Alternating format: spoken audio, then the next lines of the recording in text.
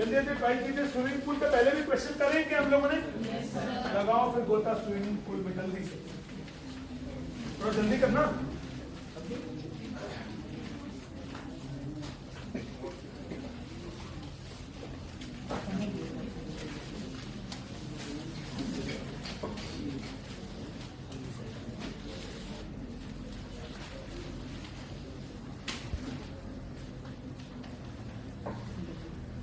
आज मैंने साइंस का पेपर में सबमिट करने के लिए बोला था कि करा है सब लोगों ने? कितने लोगों ने करा? हाथ ऊपर करो।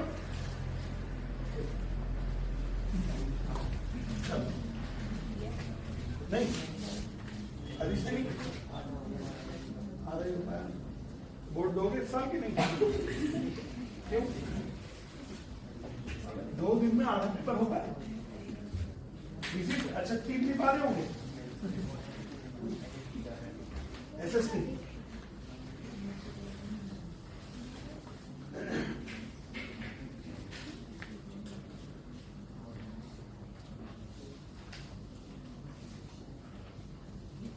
थोड़ा जल्दी करना प्लीज क्वेश्चन। माही बनेगा?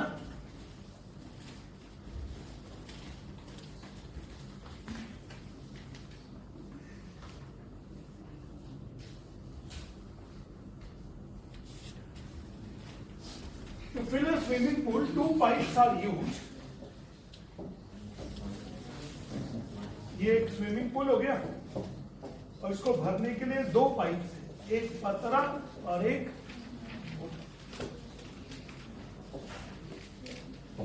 फिर the pipe, if the pipe of larger diameter is used for 4 hours, तो ये वाला डायमीटर है, ये बोलता 4 hours यूज किया, and the pipe of smaller diameter used for 9 hours, only half of the pool can be filled. Okay.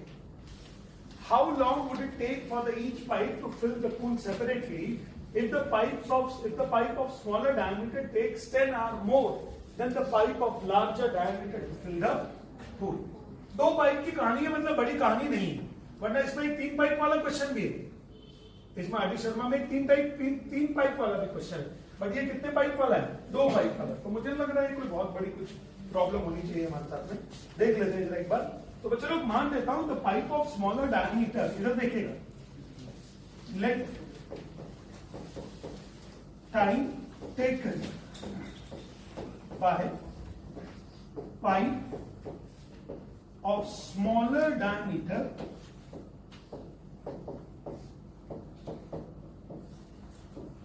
to fill the pool alone be X hours. कितने hours लगते हैं इसको? मान लेता हूं ये अकेला X आवर्स में भर देता है, तो क्या ये the pipe of smaller diameter take 10, तो क्या ये वाला पाइप क्या x माइनस 10 आवर्स में भरेगा? क्या ये बोलेगा मैं तो जल्दी भर दूंगा sir. Let the time taken by pipe of greater diameter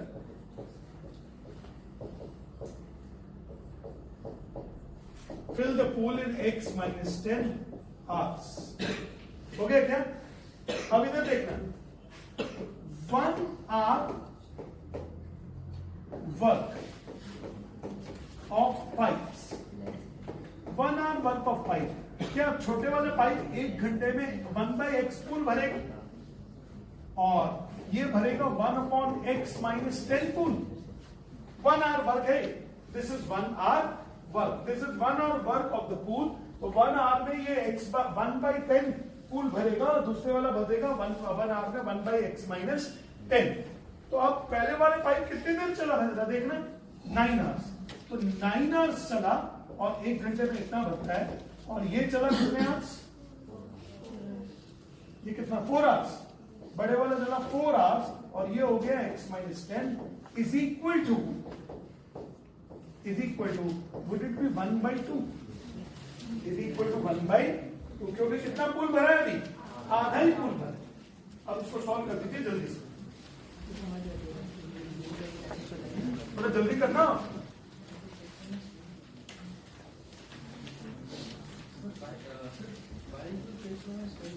मतलब अपने स्मॉलर डायमीटर को हाँ, मैंने वाई लिया।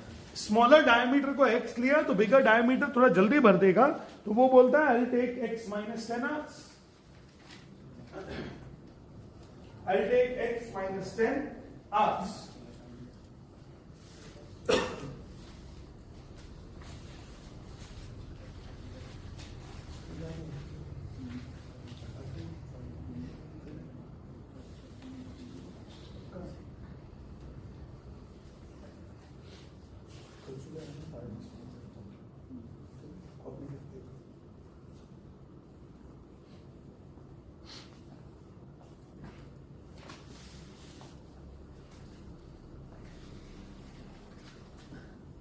नहीं बनेगा, सॉल्व करते कर दो फटाफट बच्चे लोग। तिवारी जी बनेगा कि नहीं?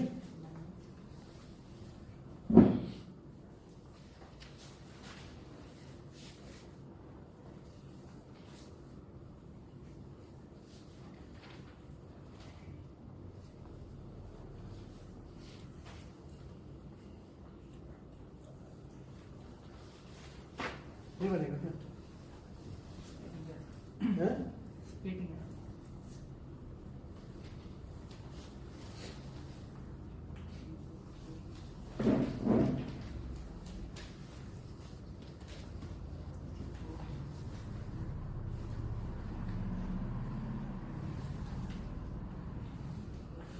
इक्वेशंस उल्टी उल्टी बनी, अब इक्वेशंस उल्टी बनी।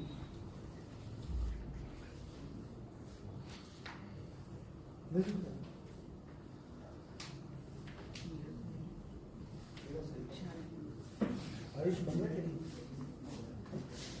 हैं? लगता है, देखो कोशिश करो।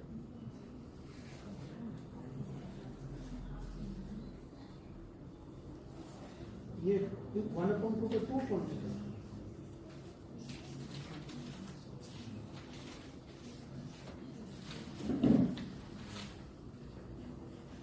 कौन हो गया?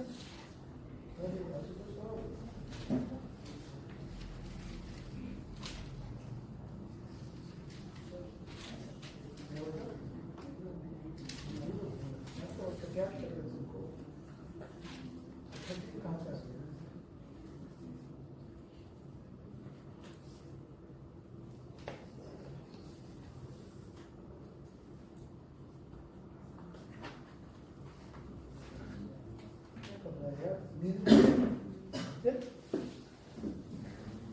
ओके ना तो ओके, कोई बड़ी चीज दे दी क्या सॉल्व करने को?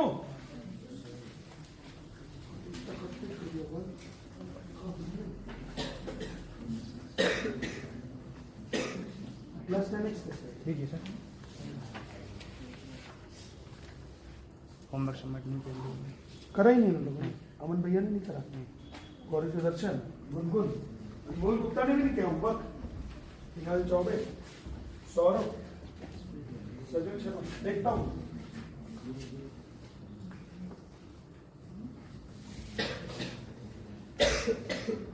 हाँ चलो, तो क्या ये हो गया x इंटू एक्स माइनस 10, तो ये हो गया 9 into x minus 10 plus 4 into x is equal to 1/2, तो ये हो जाएगा 9x minus 90 plus 4x upon x square minus 10x is equal to 1/2। अब 9x और 4x कितना हो गया? 13x minus 90 upon x square minus 10x is equal to 1/2, cross multiplication कर दीजिए तो ये हो गया 26x minus 180 is equal to x square minus 10x। ऐसे कर रहे हो सब लोग? अब ये हो जाएगा x square minus 10x minus 26x, तो माइनस 36x प्लस 180। तो अब क्या हो गया middle term splitting? X square minus 30x minus 6x minus 180, बहुत इजी होगा क्या? तो x common, x minus 30 minus 6, चाहिए प्लस था, माइनस 6 कॉमन, x माइनस 30 और इक्वल टू 0। तो x का वैल्यू कितना हो गया 6 और x का वैल्यू कितना हो गया 30। तो आंसर क्या होगा 30। 6 तो नहीं होगा, 6 क्यों नहीं होगा, क्योंकि वो दूसरे वाला पाइप जो x माइनस 10 आंसर ले रहा है ना, तो माइनस 10 का मतलब तो गड़बड़ी हो जाएगा। तो ये हो गया। अच्छा, अब इसका और पार्ट भी करते थे जल्दी से।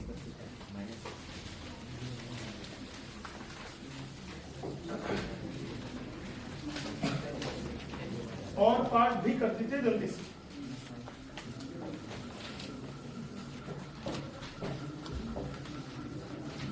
In a flight of 600 kilometers, aircraft was slowed down due to the bad weather.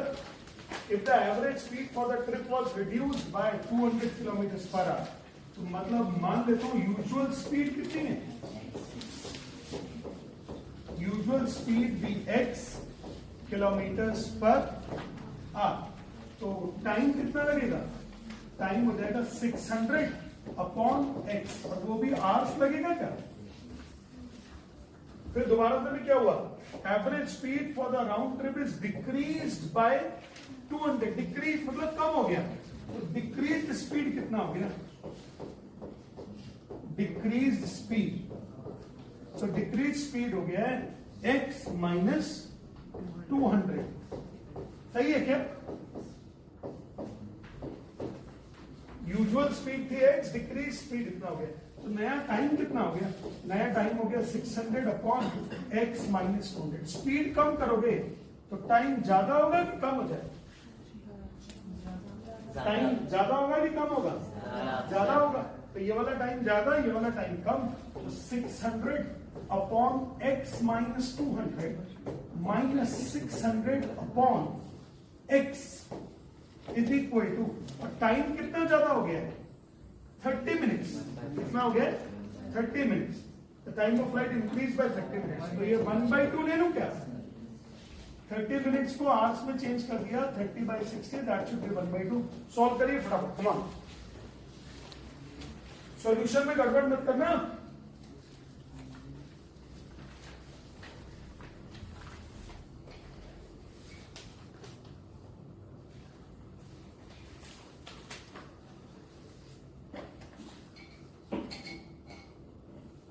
आज पेपर किस चीज का था, एआई था स्कूल में, और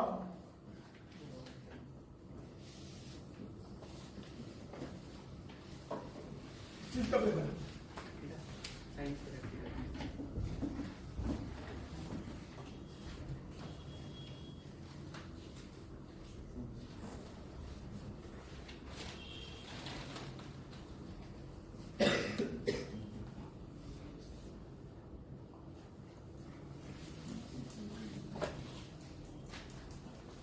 तो जल्दी से सॉल्व कीजिएगा प्लीज।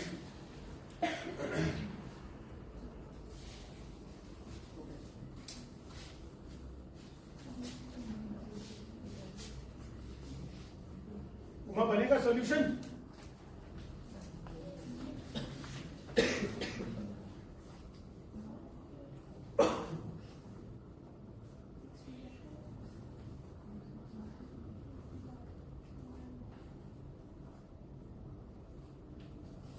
आदित्य चौहान बनेगा सॉल्यूशन,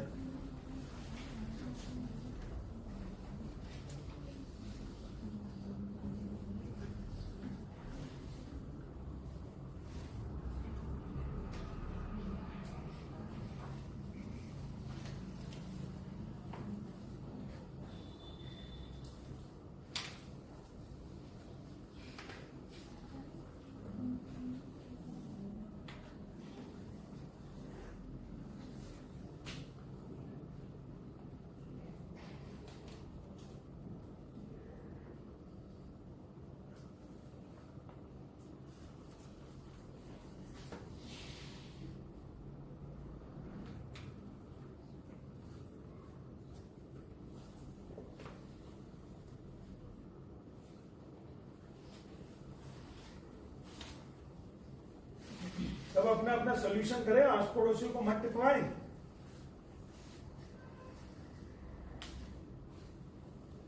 ये दोनों क्वेश्चन क्वाड्रेटिक के हैं,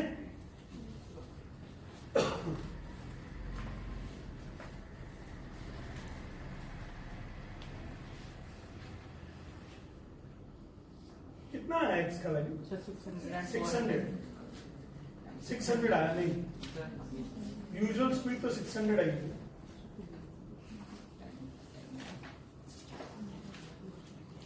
योग बनेगा क्या आदिश?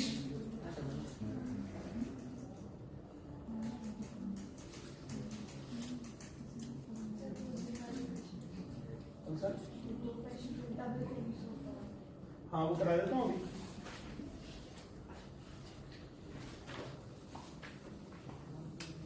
पढ़ के नहीं आया लेकिन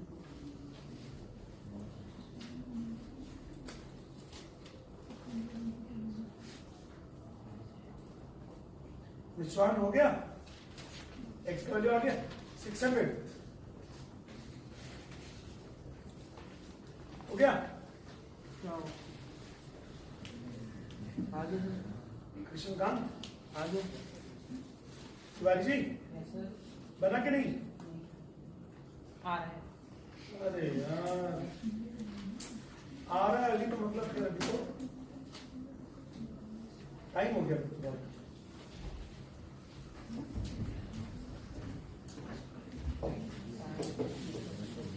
एलसीएम हो गया x माइनस 200 इंटू एक्स, तो ये हो जाएगा 600x minus 600 into x minus 200। मैंने इसको कई बार 600 कॉमन लेके भी कराया, तो कोई बात नहीं, 600 कॉमन ले लो या ना ले लो।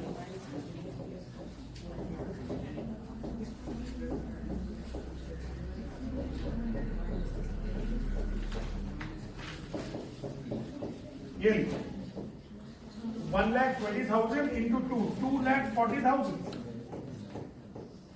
Is equal to x square minus 200x। तो ये हो जाएगा x square minus 200x minus 2,40,000। अब क्या करोगे इसको?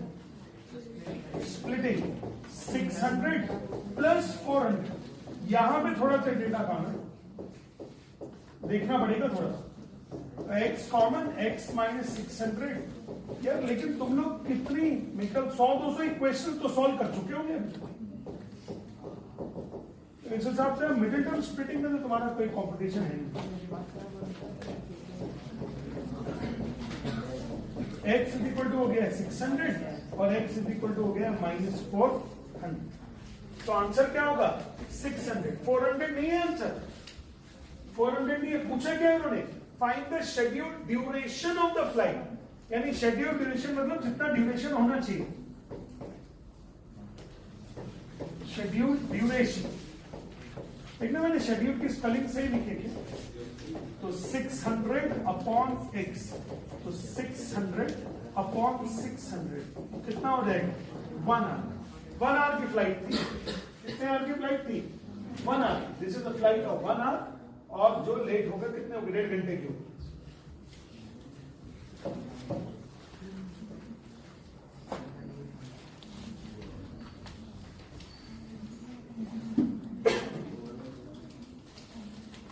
अच्छा यार, इस क्वेश्चन में क्या करना है यार? ये क्वेश्चन था ना, इसका लक्ष्य का प्रॉब्लम है। देख लेते हैं।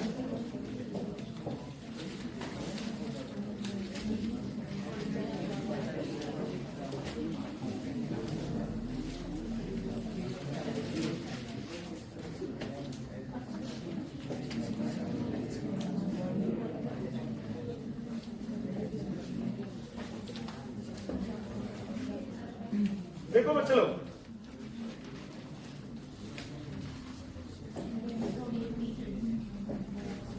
a tiling or a tiling of a flat surface is the covering of the plane by using one or more geometric shapes called tiles with no overlap and no gaps। जैसे अपने घरों में नहीं लगे होते टाइल्स, बट अपने घरों में तो स्क्वायर और रेक्टेंगल लगे होते हैं। इन्होंने कुछ अजीब से डिजाइन किया। इन्होंने बोला हिस्टोरिकल टेसेलिटेशन। ये क्या नाम है? टेसेलिटेशन। क्या नाम है इसका? Tessellations, not tessellations, not tessellation. This is telessations. Tessellations.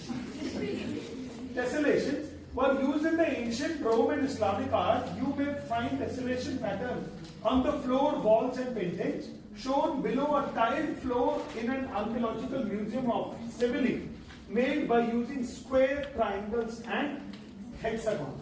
ये तो डिजाइन हो गए. अब इन्होंने इसका प्रोटोटाइप डिजाइन को एक्सप्लेन करने के लिए बताया.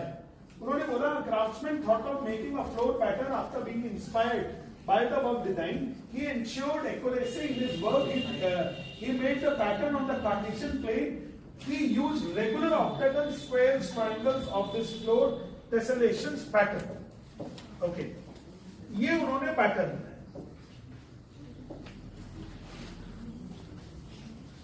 इन्होंने ग्राफ पेपर पे ये पैटर्न बनाया. देखो जो पैटर्न को मैं जो कलर करते जाता हूं वो आपको समझ में आते जाएगा. पहला ये है ऑक्टागन. 1 2 3 4 5 6 7 8. ये ऑक्टागन. ऑक्टागन की हर एक साइड पर एक एक स्क्वायर. ऑक्टागन के हर एक साइड पर क्या है? एक एक स्क्वायर. देखते जाओ. ये एक स्क्वायर हो गया, ये एक और स्क्वायर हो गया, फिर ये एक और स्क्वायर हो गया, फिर एक और स्क्वायर.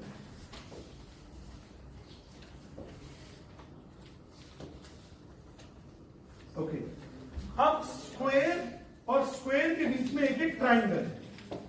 देखो ट्राइंगल अगर दिखेगा, ये हो गया ट्राइंगल, एक और ट्राइंगल, एक और ट्राइंगल, एक और ट्राइंगल.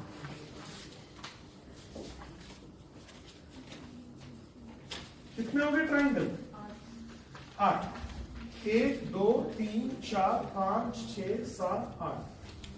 तो 8 साइड्स का ऑक्टागन, और वो भी रेगुलर ऑक्टागन. कैसा ऑक्टागन? रेगुलर का मतलब सारी साइड्स इक्वल होंगी. फिर उन्होंने बताया कि इसके अंदर 4 स्क्वायर, 8 के 8 साइड्स पे स्क्वायर्स बने, और हर स्क्वायर्स के बीच में क्या बना हुआ? एक एक ट्राइंगल. ऐसा कुछ. अच्छा जरा मेजरमेंट ले लेते हैं. मेजरमेंट तो चलो, ये एक साइड कितनी है? ये वाली, ये एक साइड कहीं दिया है क्या? साइड. ओके, देखो जरा ये साइड देख लेता हूं. ये 2 से लेकर और 1 तक जा रही है, -1. तो क्या ये वाली साइड मुझे 3 नजर आ रही है क्या? स्क्वायर की एक साइड मुझे 3 नजर आ रही है. एक बार और चेक कर लेता हूं. देखो ये 4 से चालू हुई और ये 7 तक गई. तो इसका मतलब स्क्वायर की हर एक साइड मुझे कितनी नजर आ रही है? 3. स्क्वायर की हर एक साइड 3 नजर आ रही है. तो स्क्वायर की हर एक साइड 3 नजर आ गया, तो ये भी 3 हो गया, ये भी 3 हो गया, और ये बताइए कितना है? ये बना लेता हूं. ये 1 से लेकर 3 तक तो हो गया 2, और ये 1. तो ये क्या √5 है क्या? Side of the triangle. Check करो जल्दी से. इसे √5. फिर दोबारा से देखो.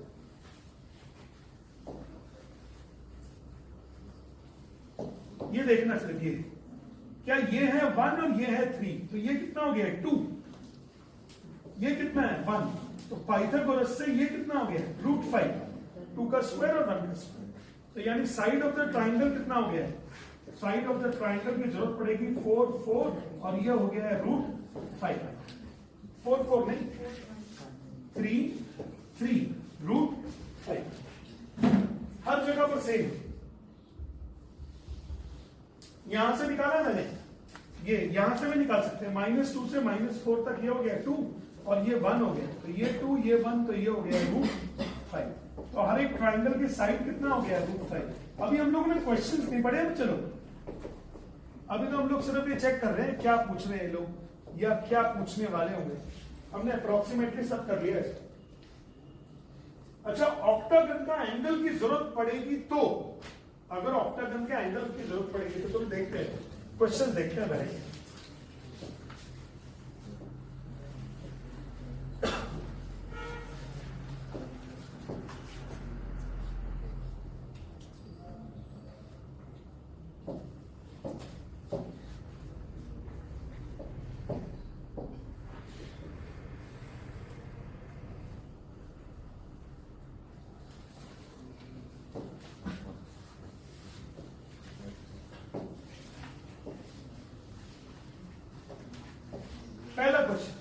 What is the length of the line segment joining B F?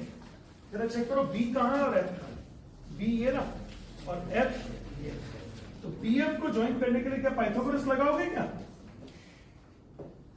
तो ये बी है 2 पर और एफ है 9 पर, तो 2 से लेकर एफ तक कितना हो गया है 7 और यहां से यहां तक कितना था 3। तो क्या ये √7² + 3² हो जाएगा?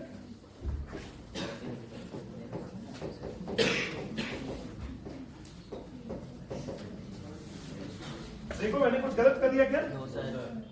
चेक कर लो एक बार अच्छे से।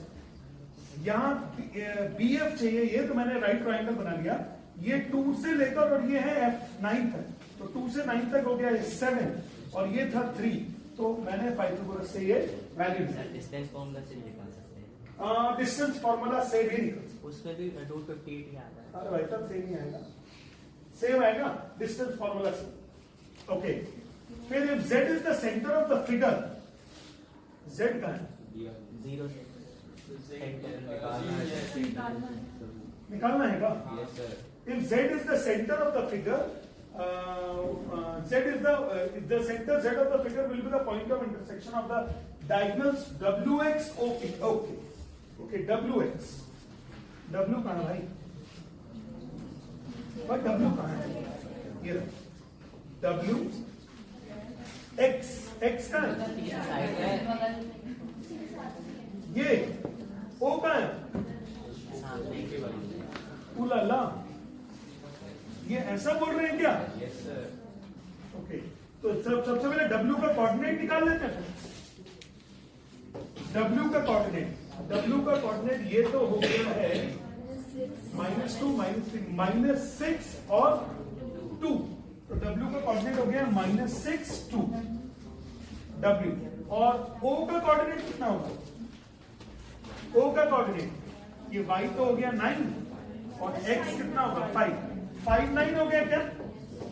तो z is the mid point, तो -6 + 5/2 और 2 + 9/2।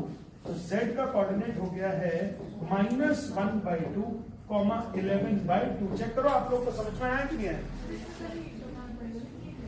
जरूरत नहीं कर दो ऐसे, डायग्राम्स में दिख तो रहा है कोऑर्डिनेट। नहीं, टीचर्स ने नहीं बोला होगा कि आप स्क्वायर या रेक्टेंगल प्रूव, कोई जरूरत नहीं है रेक्टेंगल प्रूव करने की, सीधा बनाओ और कर दो बस। अच्छा, दूसरा एक बात और है ना। अच्छा, उन्होंने क्वाड्रिलेटरल WXOP बोला है, उन्होंने रेक्टेंगल भी बोला। उन्होंने क्या बोला?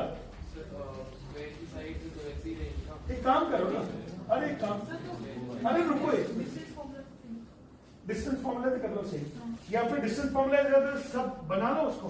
x का कोऑर्डिनेट कितना हो गया? -4 0 और p का कोऑर्डिनेट कितना हो गया?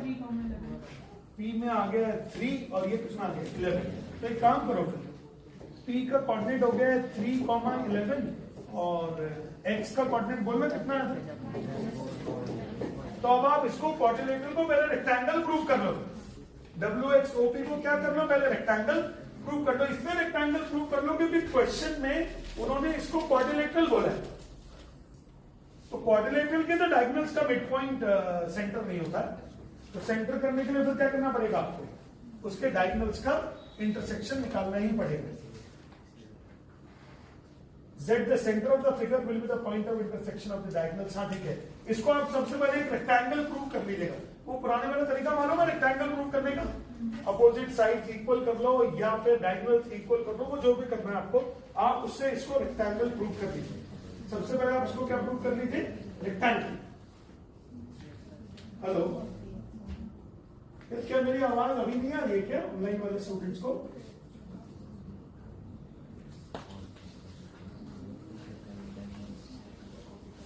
ना बोलना रहेगा दोबारा से क्या बोल।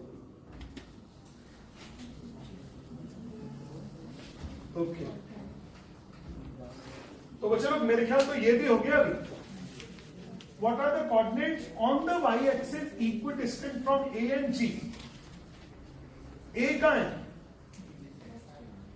यार इतनी बड़ी पिक्चर है यार, इसमें घूमना ही मुश्किल हो रहा है। A ये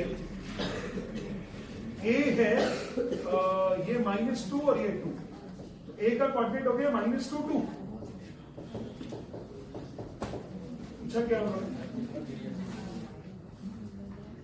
What are the coordinates of the point on y-axis equidistant from A and G? G किधर है आप? ये तो G कितना हो गया? ये तो हो गया 7 और ये कितना हो गया? -4। देखना यही हो गया क्या? A और G? A तो हो गया -2 2 और G कितना हो गया? -4 7। आपको चाहिए पॉइंट y एक्सिस पे, मान लेता हूं P is the point on y axis ऐसा, which is equidistant from these two. PA is equal to PG, PA is equal to PG, दोनों से बराबर दूरी पर। अब क्या करोगे आप? PA का वैल्यू कितना हो जाएगा? 0 + 2 the whole square plus m - 2 the whole square the whole under root is equal to under root, ये हो जाएगा 0 + 4 the whole square plus m - 7 ना हो। इसमें निकालना है ना m का वैल्यू, m का वैल्यू निकालिए फटाफट। a का कोऑर्डिनेट, g का कोऑर्डिनेट,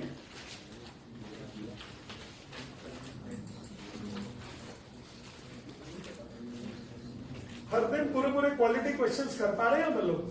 सर m - 7 है बेटा? m - 7 स्क्वायर m का वैल्यू -7 आया है। नहीं सर, -7 स्क्वायर है सर। हाँ, m - 7 द होल स्क्वायर, तो डिस्टेंस फॉर्मूला लगाया ना यार।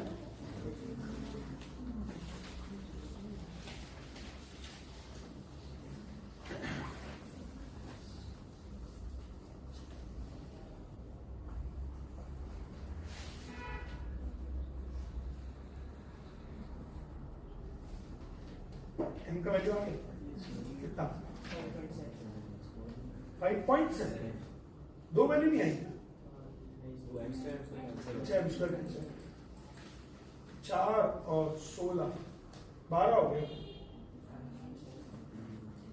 चलो कर लो।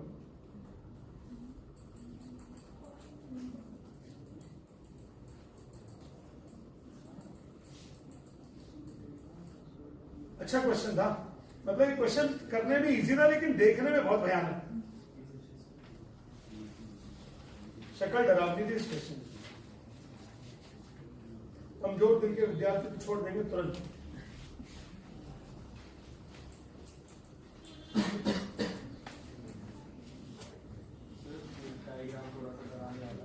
हाँ,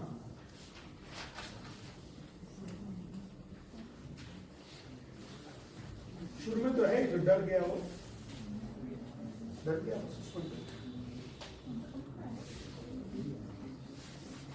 FLP कितने में? 30 को है। आज कितनी है? 27।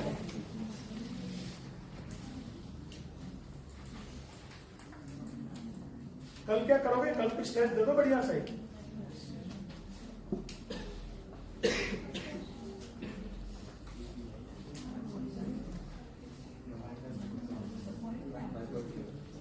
फाइव 5.7 है शायद, 5.7 आ रहा, चलेगा ना?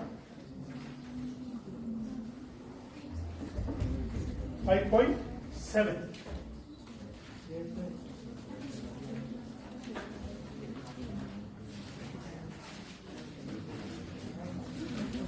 देखो ये हो जाएगा 4 + m² + 4 - 4m is equal to 16 + m² - 14m + 49। तो m² के कैंसिल ना, 4 और 4 8, 16 8 हो गया, और -14m + 4m 10m हो गया, और प्लस 49। m का वैल्यू हो गया 57/10, 5.7। तो कोऑर्डिनेट कितना हो गया? 0, 5.7 on y axis, 0, 5.7 on y axis. गलत हो गया? सही हो गया? बच्चे लोग हो गया ना फिर? तो जरा कल के लिए होमवर्क तो नोट करोगे? कल के लिए बहुत ही छोटा सा होमवर्क दूंगा, बहुत छोटा सा। हाँ, जाना। नहीं, कल का मतलब कल के लिए तैयारी करके आओगे आप लोग। आप लोग कल तैयारी करोगे linear equation in 2 variable word problem, quadratic equation word problem और एपी वर्ड प्रॉब्लम। बस क्या क्या चीजें? Quadratic equation word problem, linear equation word problem, AP का वर्ड प्रॉब्लम। सिर्फ 3 टॉपिक के वर्ड प्रॉब्लम की तैयारी करके आओगे कल आप। कितने? 3 टॉपिक के वर्ड प्रॉब्लम। स्कूल कितने बजे तक आ जाते हो आजकल? कितने लोग गए थे स्कूल आज? क्या कर रहे हो स्कूल जाके यार?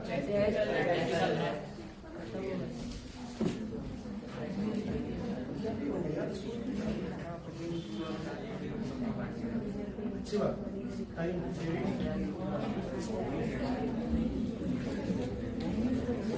Hello, word problem, linear equation, quadratic equation, AP.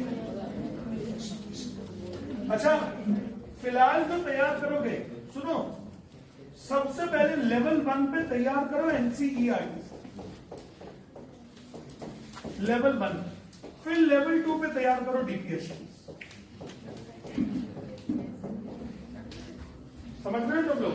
Level 1 पे सबसे पहले क्या तैयार करना है? एनसीईआरटी।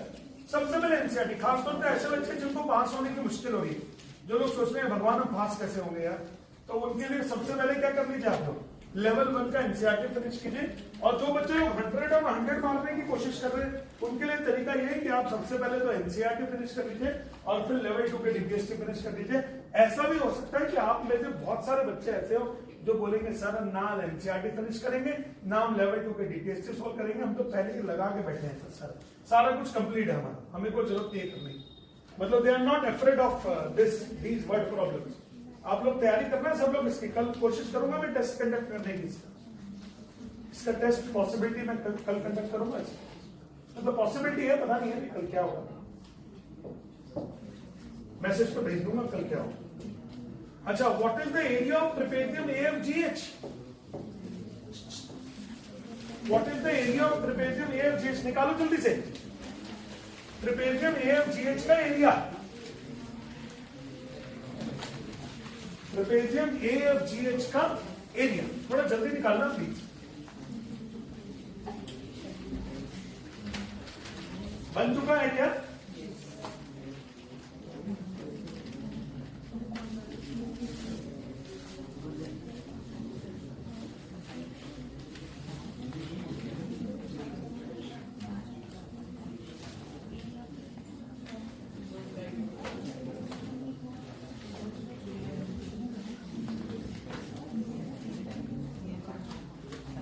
AFGH का एरिया मैं देखूं कहां है। AFGH कलर भी कम पड़ गया तो येलो ले, ये रहा AF।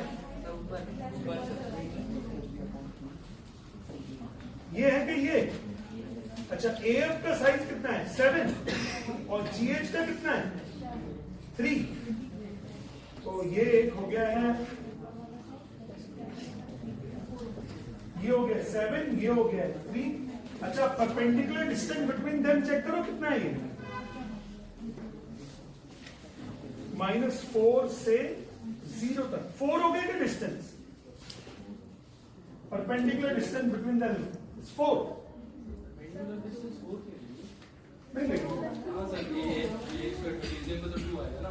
अरे यार, अच्छा सॉरी, यहां तक लेना चिपको, तो -4 से -2 ले लो फिर उससे।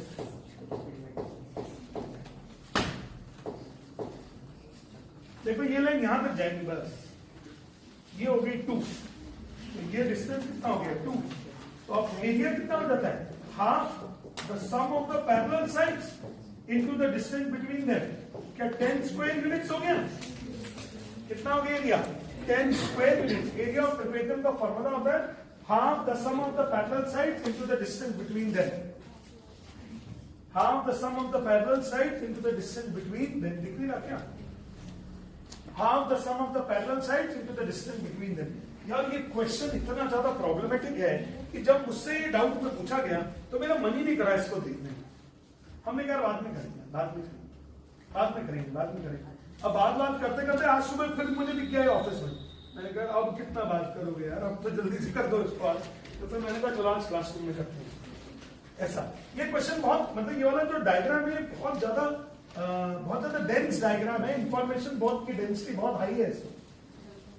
इसलिए मैंने बोला कमजोर दिल वाले तो छोड़ ही देंगे, मैंने खुद ने छोड़ दिया। मैंने बोला था करा देंगे यार, करा देंगे, डोंट वरी। पर मुझे इतना पता था कि मैं जब करने खड़े हो जाऊंगा तो कर दूंगा इसको, कब करेंगे बाद में करेंगे ऐसा लगता था। मतलब मन करता था टालने का इस क्वेश्चन में, कहते यार बहुत लंबा सा है कैसे करेंगे यार। चलो खैर एक अच्छा क्वेश्चन हो गया तो चलो ओके। ये ऑडिटोरियम क्या कह रहा है देखो जरा प्लीज।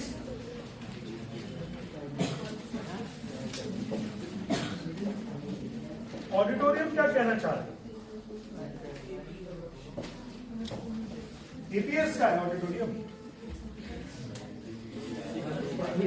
जैसे का दो बार A school auditorium has to be constructed to accommodate at least 1,500 people. The chairs are to be placed in concentric circular arrangement in such a way that the succeeding row or succeeding circular row has 10 seats more than the previous one. Okay.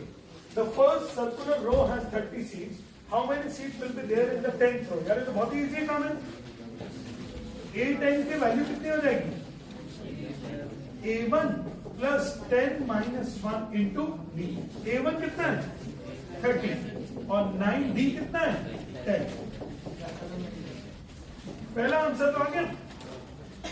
अरे बोलो भाई। अब दूसरे में क्या पूछा? How many number of rows are required for the arrangement of 1500 people? 1500 people के लिए कितने रोज का अरेंजमेंट की रिक्वायरमेंट होगी? तो क्या निकालना पड़ेगा? SN। तो SN दिया हुआ है 1500 और SN दिया हुआ है 1500, तो मतलब क्या करना पड़ेगा? इधर देखो, कुछ लोग अपने ख्यालों में गुम है एकदम। SN N मुझे मालूम नहीं है। 2 into 30 plus N minus 1 D कितना है? 10। सॉल्व करोगे क्या इसको आगे? तो ये हो जाएगा बेटा N/2 into 60 plus 10N minus 10। देखना मैंने सही कर दिया क्या? 10N माइनस ले। अब ये हो जाएगा N/2 into 10N plus 50 is equal to 1500। N/2 into 10 common ले लिया, N plus 5 कर दिया और 1 0 उड़ा दिया। N into N plus 5 is equal to 300। Come on, N into N plus 5 is 300। So N square plus 5N minus 300। अब क्या करो? करो। हो गई मिनिमम स्प्लिटिंग कितनी? 15 and 20। तो N square plus 20N minus 15N, N common, N plus 20 minus 15 into N plus 20 is equal to 0।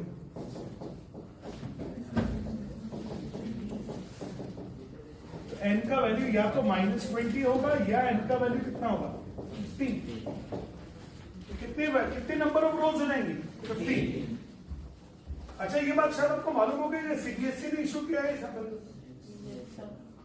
मालूम है ये बात? मुझे नहीं मालूम,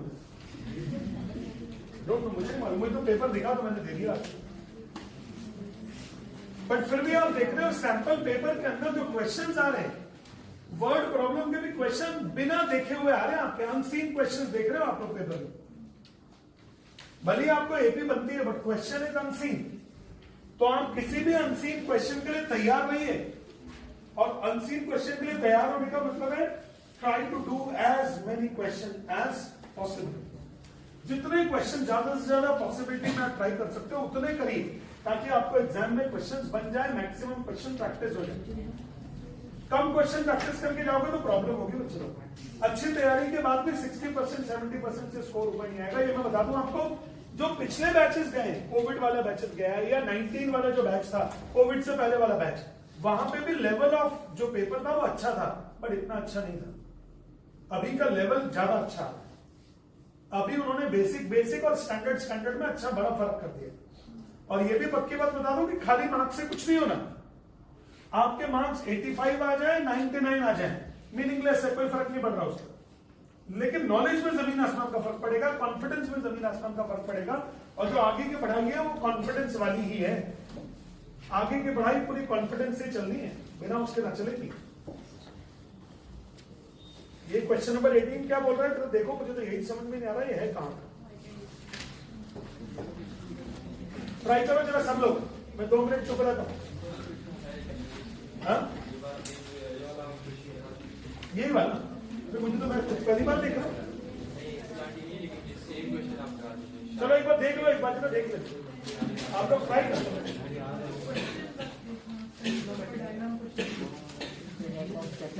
है तो ऐसा तो ऊपर फालतू के रामायण है क्या? We all have seen that the airplane flying in the sky, but might have not thought how they actually reach the correct destination. Air traffic controller, हमने देखा ना पिक्चर्स में ATC, कई लोगों ने देखा होगा ATC होता है air traffic controller. is the service provided by the ground-based air traffic controllers who direct the aircraft on the ground and through a given section of controlled airspace, they and provided advisory service to the aircraft in a non-controlled airspace. Actually, छोड़ो ना यार, बहन सही है, तुम लोग का फालतू है। एयर ट्रैफिक कंट्रोल को आपको समझाने की कोशिश। तो इसका मतलब जो नीचे क्वेश्चन है वो उसके ऊपर है कि स्पीड के ऊपर। At a given instant, ATC find that the angle of elevation of the aeroplane at a point on the ground is 60 degrees. After a flight of 30 seconds, it is observed that the angle of elevation changes to 30 degrees. Oh.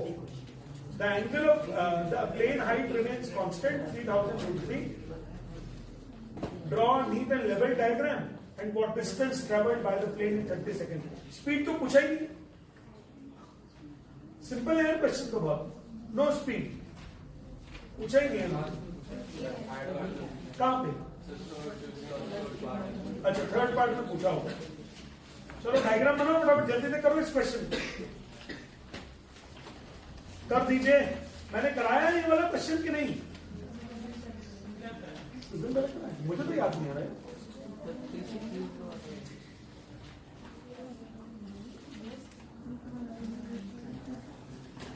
कब कराया है?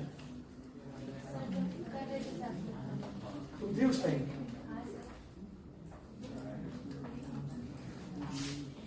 वो hot air balloon की type होता है। Sir 3600 metre का, 3600 metre वाला है सर। ये तो बन गया कि नहीं बन गया? निकालो आंसर फटाफट, डायग्राम बनाओ और जल्दी से करो सब लोग।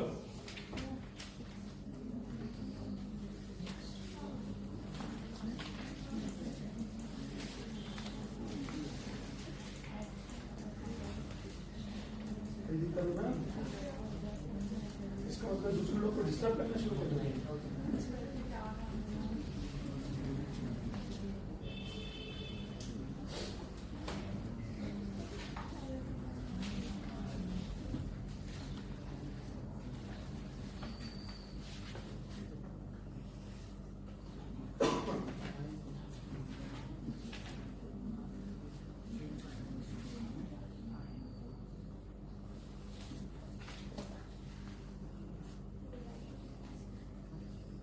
तो नहीं बन रहा,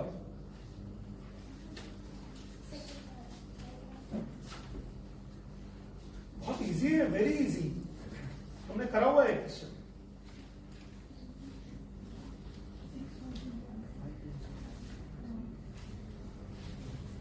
root 3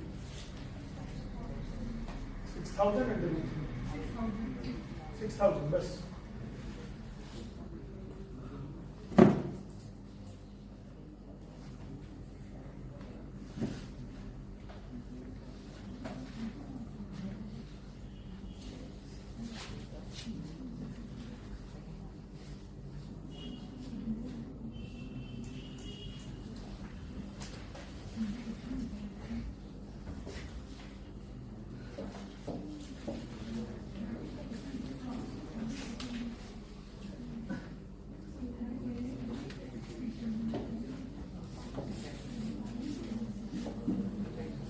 At a given instant, ATG find the angle of elevation of the plane from the ground of is 60 degree.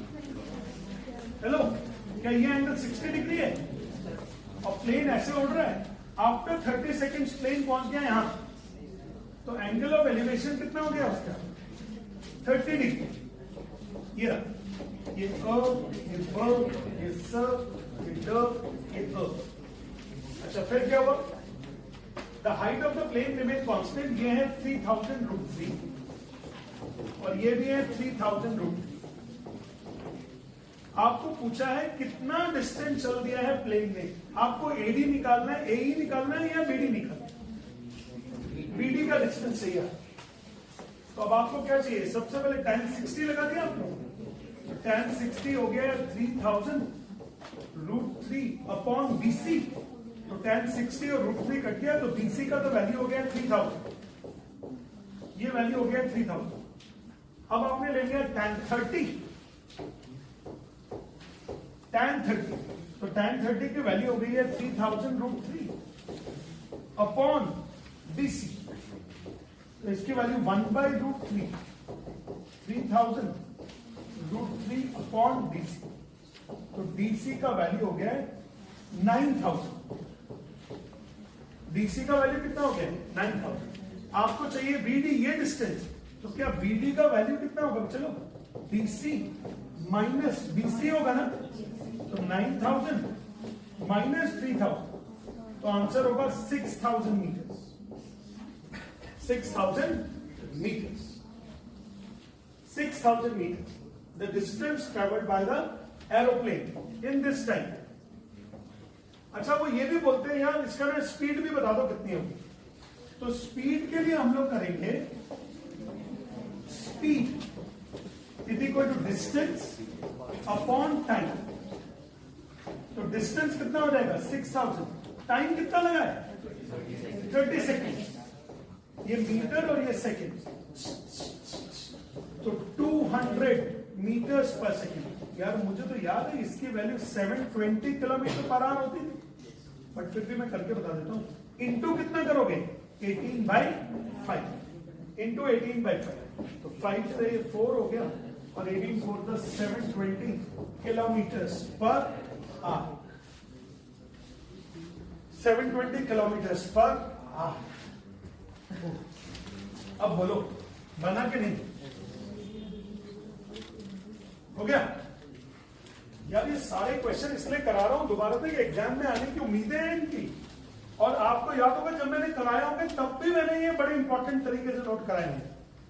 कोई मजाक नहीं है. इतना अप्रैल से लेकर और अभी आप लोग जनवरी में आ गए. मार्च से लेकर चलते चलते कहां तक आ पड़ेगी हम लोग? जनवरी. कॉपी कर दीजिए अगर किसी को करना है तो. आदिश, क्या चिंता बन रही थी तुमको? क्या हाइट एंड डिस्टेंस प्रैक्टिस नहीं कर रखा था?